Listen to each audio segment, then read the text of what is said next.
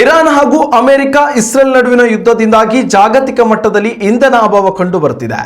ಆದರೆ ಸದ್ಯ ಪಾಕಿಸ್ತಾನ ಜನತೆಯ ಗತಿ ಮಾತ್ರ ದೇವರಿಗೆ ಪ್ರೀತಿ ಎಂಬಂತಾಗಿದೆ. ತೈಲ ಅಭಾವದ ಹಿನ್ನೆಲೆಯಲ್ಲಿ ಪಾಕಿಸ್ತಾನ ಸರ್ಕಾರ ಪೆಟ್ರೋಲ್ ಹಾಗೂ ಡೀಸೆಲ್ ದರವನ್ನ ಬೇಕಾಬಿಟ್ಟಿ ಏರಿಕೆ ಮಾಡಿದ್ದು, ಪಾಕ್ ಸರ್ಕಾರದ ಕ್ರಮದ ವಿರುದ್ಧ ಅಲ್ಲಿನ ವಾಹನ ಸವಾರರು ಹಿಡಿಶಾಪ ಹಾಕುವಂತಾಗಿದೆ.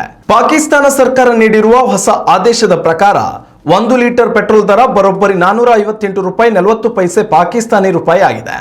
ಈ ಮೊದಲು 1 ಲೀಟರ್ ಪೆಟ್ರೋಲ್ ದರ 321 ರೂಪಾಯಿ 17 ಪೈಸೆ ಆಗಿತ್ತು. ಪಾಕಿಸ್ತಾನ ಸರ್ಕಾರ ಪೆಟ್ರೋಲ್ ದರದಲ್ಲಿ ಏಕಾಏಕಿ 43% ಏರಿಕೆ ಮಾಡಿದಂತಾಗಿದೆ. ಇನ್ನು ಡೀಸೆಲ್ ಕತೆ ಕೂಡ ಇದಕ್ಕೆ ಹೊರತಾಗಿಲ್ಲ. ಈ ಹಿಂದೆ 335 ರೂಪಾಯಿ 86 ಪೈಸೆ ಪಾಕಿಸ್ತಾನ ರೂಪಾಯಿಗೆ ಮಾರಾಟ ಮಾಡಿಕೊಳ್ಳುತ್ತಿದ್ದ 1 ಲೀಟರ್ ಡೀಸೆಲ್ ದರ 520 ರೂಪಾಯಿ 35 ಪೈಸೆಗೆ ಏರಿಕೆ ಕಂಡಿದೆ. ಪಾಕಿಸ್ತಾನ ಸರ್ಕಾರದ ಈ ಬೆಲೆ ಏರಿಕೆ ನೀತಿ ಜನಸಾಮಾನ್ಯರನ್ನ ಕಂಗಲಾಗಿಸಿದೆ. ಅಡುಗೆ ಅನಿಲ ಸಿಲಿಂಡರ್ ದರವನ್ನು ಪಾಕಿಸ್ತಾನ ಸರ್ಕಾರ ಏರಿಕೆ ಮಾಡಿದ್ದು, ಜನಸಾಮಾನ್ಯರು ಇಂಧನ ಬಿಕ್ಕಟ್ಟಿನಿಂದ ತತ್ತರಿಸಿ ಹೋಗಿದ್ದಾರೆ. ಪಾಕ್ ಸರ್ಕಾರದ ವಿರುದ್ಧ ಬೀದಿಗಿಳಿದು ಪ್ರತಿಭಟಿಸುವ ಮೂಲಕ ಜನಸಾಮಾನ್ಯರು ಆಕ್ರೋಶ ಹೊರಹಾಕ್ತಿದ್ದಾರೆ.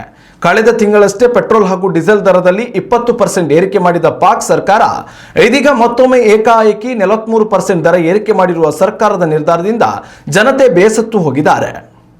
ಉತ್ತಮ ಸಂಸ್ಕಾರಯುತ ಶಿಕ್ಷಣದೊಂದಿಗೆ VSS English medium CBSE school Udupi Muddur.